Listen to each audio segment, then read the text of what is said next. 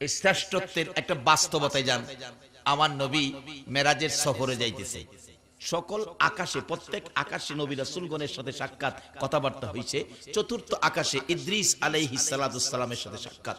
রাসূল বলেন, ইদ্রিস তুমি কত ভাগ্যবান, সশরীরে আল্লাহর জান্নাতে গিয়া নাজ নিয়ামত খাইলা, হুর বালা দেখছো, কি সুন্দর জিনিস দেখছো। ইদ্রিস আলাইহিস সালাম কই, ইয়া রাসূলুল্লাহ যা কইতেছেন আমি শুনতাছি, কিন্তু আসলে যা কইছেন তার একটাও আমার নসিবে হইছে না। কও কি তুমি বেহেশতে যাও নাই? হুজুর গেছিলাম তো, বেহেশতের ভিতরে যাইবার লাগে গেছি, প্রত্যেকটা দরজায় দরজায় ঘুরছি, সবগুলি দরজা বন্ধ করে রাখছি। আমি বাহিরে থেকে ধাক্কা দিছি, ভিতরতে খালি কয় কে কে কে। কইছি যে আমি ইদ্রিস আলাইহিস সালাম, ইদ্রিস নবী। দরজাটা খুলো, আমি বেহেশতের ভিতরে যাইবার লাগে গেছি। কয় উপরে কি লেখা দেখেন? ভিতর থেকে উপরে কি লেখা দেখেন? ইদ্রিস নবী কয় আমি উপরে চাইয়া দিহি, দরজার উপরে লেখা আখিরি নবী উম্মত নিয়ে না আসা পর্যন্ত, আখিরি নবী উম্মত নিয়ে না আসা পর্যন্ত কারো জন্য বেহেশতের দরজা খোলা হবে না।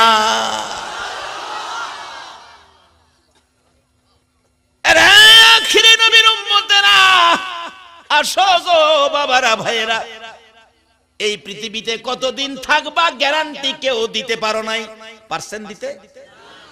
তাহলে পৃথিবীতে যখন গ্যারান্টি দিতে পারলাম না, কবে জানি কার বাড়িতে মৌতের চিঠি লইয়া হাজির হয় আজরাইল। আপনার বানানো সব পরে থাকবে, শুধু আপনাকে 3 টুকরা কাফন দিয়া বিদায় করে দেবে। সব পরে থাকবে, আপনার পছন্দের জিনিস, আপনার বাড়িঘর, গাছগাছরা, বক্স খাট, সোফা সেট, 2 বালিশের বিছনা, সব পরে থাকবে, শুধু 3 টুকরা কাফন পরায়া আপনাকে চির বিদায় করে দিবে। বলুন এই দিনটা আমাদের প্রত্যেকের সামনে আছে কিনা? তাহলে আমরা লন যেই ভাগ্য আমাদের, যারা আমরা আখিরি নবীর উম্মত, আমরা সে নবীর উম্মত হব, উত্তম মানুষ হব, শ্রেষ্ঠ মানুষ হব। কিভাবে হবেন? আসতেছি সামনে। কইতে এমন কথা কইছেন আমরা কানতাম না, সময় বুড়া থাকতা না। 18 থেকে 20, মতান্তরে 20 থেকে 25 বছরের যুবক হয়ে যাইবা। তো বুড়া মানুষও তো বেহেশতে গেলে খাইতারবো, পুতে শ্বশুর বাড়ি গিয়া, ফুলার শ্বশুর বাড়ি গিয়া বুড়া বেড়া বিয়ার লগে বইয়া খায় না, বেহেশতে খাইতারতো না। কিন্তু আল্লাহ কেন যুবক বানাইবো? তাহলে বোঝা গেল যুবক বয়সটাকেই আমার আল্লাহ বেশি ভালোবাসে। বেহেশতে যাওয়ার আগে বুড়া বুড়া থাকতো না, অহন তো দাঁত নাই, আল্লাহ কইলে আও আও এই জায়গা এটা থাকতো না, দাঁত থাকবো কিন্তু দাড়ি থাকতো না। তখন সবাইকে দাড়ি ছাড়া সুন্দর চেহারা করে বেহেশতে নেওয়া হবে। বলে হুজুর দাড়ি ছাড়া সুন্দর চেহারা করব কেন? কারণ বেহেশতে হুর আছে, সুন্দর সুন্দর হুর। এটা যদি বুইরা বেড়ায় দেহে, দাড়িওয়ালা বেড়ায় দেহে, কি ঘর দাঁত নাই দেহে, তাহলে এখানে নাক মুসকাইতো না। লাগে হাল্লাকো বন্ধু, এই যুবকগুলোর বা যুবক বানামু সপ্তাহ দেয়, এমন যুবক না দেখলে হুরদের চাইতে আরো সুন্দর হইব। অহন অনেক মা বোনেরা কইব হুজুর যে ওয়াজ করছেন আমরা বাড়ির পোলার বাপ তো এই আমদারে বেশি মায়া করে না। অহন তো বেহেশতের হুরের কথা হইন না, আমদারে আর আদর করতো না। মাখাও আদর করব, আসল কথা কইতাছি তো, আদর করব। একটা বিবি, যার একজন সত্যিকার অর্থের বিবি, আল্লাহ আল্লাহ রাসূল খুশি হয়, এই পথে চলেছে, বেজাল পথে চলে নাই। ওই রকম একটা মহিলা যদি কালো থাকে হাসরের ময়দানে, ওই কালো মহিলাটাকে আল্লাহ আল্লাহ রাসূল মানার কারণে কালো মহিলাটাকে হাসরের ময়দানে সর্বপ্রথম পুরস্কার হবে কালো একজন মহিলাকে 70 জন হুরের চাইতে সুন্দর আরো বেশি করে বাড়ায়া দিব। হুরের চাইতে 70 গুণ সুন্দর বাড়ায়া দিব। বলুন তখন কি আপনার ফুলার বাপে হুরের দিকে চাইবো না ফুলার মার দিকে চাইবো? কইবারে হেডাতে আমরা আগেরটাই বালা। বাবারে এই নবীর আদর্শে আসো, নবীর উম্মত হও, কোনো বেজাল নাই, সিস্টেম বড় সুন্দর, কিন্তু আমরা রাস্তায় যাইতেছি না। আমাদের রাস্তাটার নাম কি বলুন? সবাই বলতে হবে নাম কি? সিরাতাল মুস্তাকিম, সোজা পথ। এই সোজা পথে চলো ও মা বোনেরা, তোমরাও সোজা পথে চলো। এই সোজা পথে চলে যাইতে যাইতে যাইতে যাইতে যাইয়া দেখবা এই পথের মাথায় জান্নাতের গেট।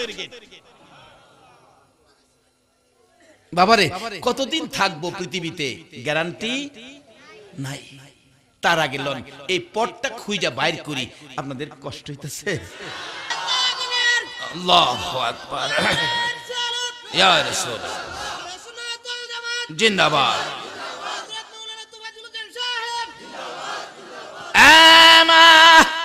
আমার রাসূল দরজার কিনারে দাঁড়াইয়া আমার দিকে হাত বাড়াইয়া ডাকে, বাবা কারা গো সেই নবীর কথা শোনার জন্য মাহফিলের আয়োজন করেছো?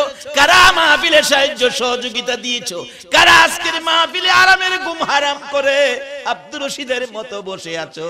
আমার মন খয় তোমাদের জন্য। আমার নবী মদিনা থেকে হাত বাড়াবে।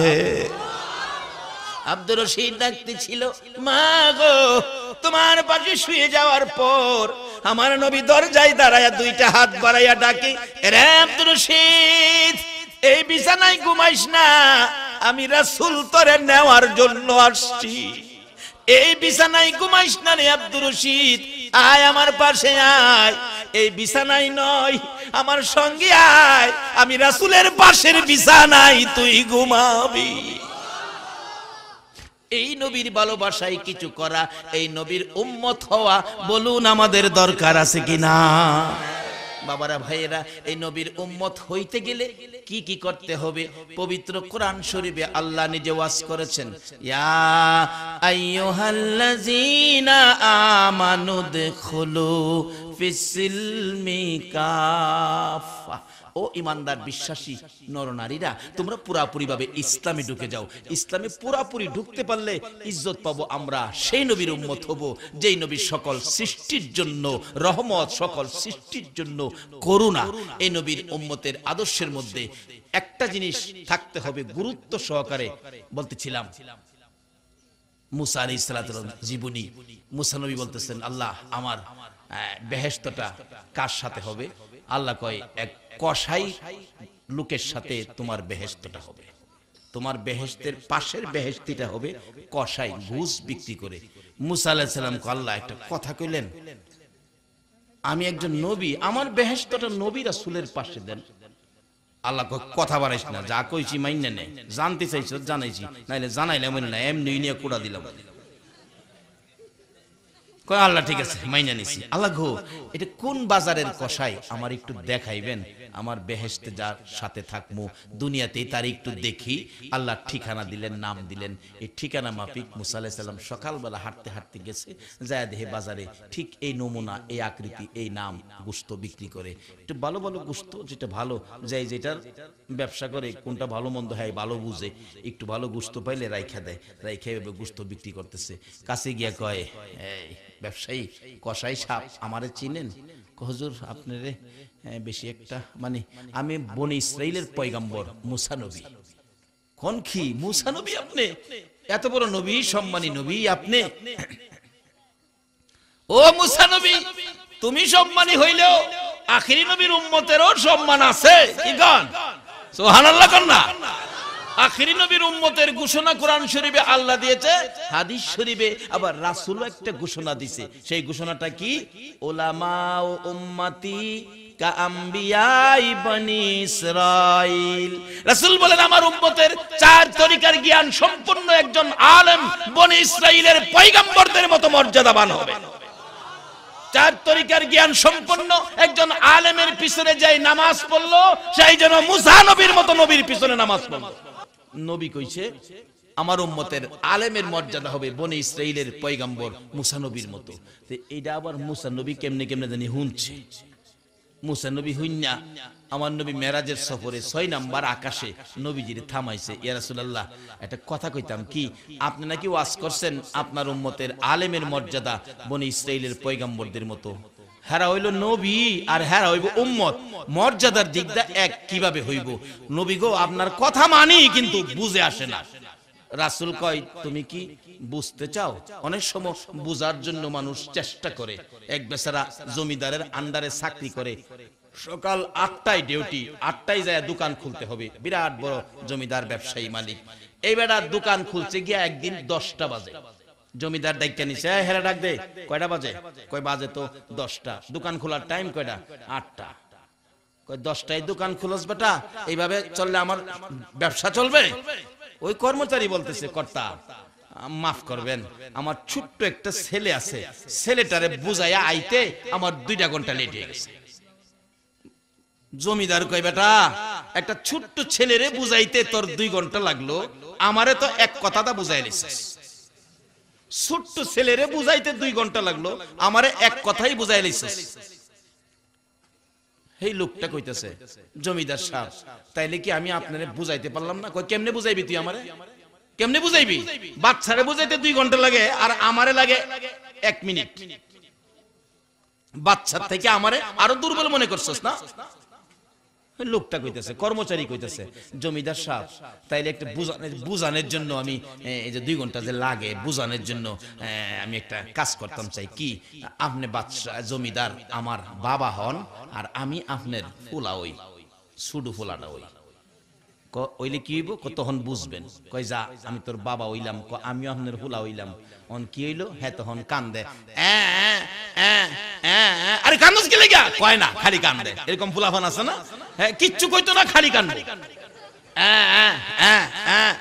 আরে কান্দস করে? কয় না। আধা ঘন্টা পরে কয়, বাবা কি আমার একটা ঘোড়া কিনা দাও। তো এই কথাটা তুই আধা ঘন্টা পরে কোন লাগে? আগেই তো কইতারতে। কি কোন এই এরকম একটা বিরক্ত শুরু বাচ্চারা করে না? তুই যে আধা ঘন্টা আগেই কইতারতে দিছে ঘোড়া কিনা। ঘোড়া তো কিনুন লাগে না, জমিদারের বাড়ি তুই ঘোড়া আছে। এই একটা হ্যাঁ একটা ঘোড়া দে দিছে। এটা কতক্ষণ উঠছে, নামছে, খেলছে, ঘুরছে, আর আবার কান্দতেছে। অন কান্দুস কি লেগা? আব্বা আমার একটা কলসি কিনা দাও। আধা ঘন্টা কান্দছে, দিছে। আধা ঘন্টা কান্দার পরে কলসি কিনা। কই, এটা লেগে আধা ঘন্টা কান্দুন লাগে? আগে কইলি একটা কলসি কিনা দাও, দিছে। কলসি পানি ভরে ঢালে, আবার কান্দতেছে। আর ওহন কি লেগে কান্দস? বাবা বাবা কি আমার এই কলসিটার ভিতরে গোড়াটা বইরা দাও। কবাটা কলসির ভিতরে কি গোড়া বরণ যায়? কো বাবা, কলসির ভিতরে যেমন গোড়া বরণ যায় না, এই ছোট বাচ্চারেও 2 ঘন্টার কমে বোঝানো যায় না। অনেকে আছে বুঝতে চায় না, বুঝাইতে গেলে এইভাবে দেখান লাগে। মুসা আলাইহিস সালাম দাহে, নবী গো আপনার কথা মানি কিন্তু আমার বুঝে আসে না। হেরা হইব উম্মত, সুবহানাল্লাহ কর না। আরে আমরার কথা কইতাছে, হেরা হইব উম্মত, আমরা হইলাম নবী রাসূল, মর্যাদার দিকটা এক কিভাবে হবে? রাসূল কয় তোমার কি মত? কোনা মানি, বিশ্বাস করি কিন্তু বুঝে আসে না। রাসূল কয় তুমি কি বুঝতে চাও? বুঝতে চাও? জি হুজুর, বুঝলে ভালো হয়। আমার নবী 6 নাম্বার আকাশ থেকে ডাকতেছে ইমাম গাজ্জালি সাহেব রহমাতুল্লাহ আলাইহি। ইয়া গাজ্জালি, ইয়া গাজ্জালি, ইয়া গাজ্জালি, আল্লাহু আকবার বলুন। যে গাজ্জালি সাহেবের জীবনী খুলুন, আল্লাহর 100 ওলি লইয়া ইমাম গাজ্জালি সাহেব 100 আল্লাহর ওলি লইয়া সোনার মদিনায় গেছে। কয়শো ওলি? কয়শো ওলি?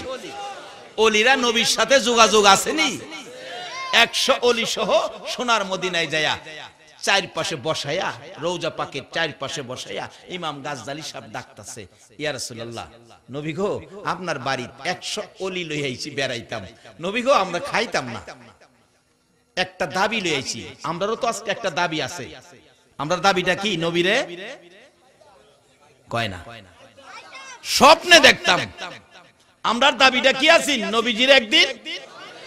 ইমাম গাজ্জালি সাহেব রওজা পাকের পাশে দাঁড়ায় ডাকতেছে, ইয়া রাসূলুল্লাহ আপনার বাড়িতে আইছি বেড়াইতে, 100 মেহমান লই আইছি। নবী গো খাইতে আইছি না, আপনার সাথে একটু দেখা করতে আইছি। নবী একটু দেখা না দিলে আমি গাজ্জালির ইজ্জত থাকে না। ও নবী একটু দেখা না দিলে আমার ইজ্জত থাকে না। 100 মেহমান কই আনছি আপনার সাথে দেখা করামু। নবী গো একটু দেখা না দিলে। ও মদিনার কামলেওয়ালা নবী, আমিও আজকে মাহফিলে একটা দরখাস্ত সবাই মিলে সিদ্ধান্ত করেছি, আমরা নবীজিকে স্বপ্নে দেখব।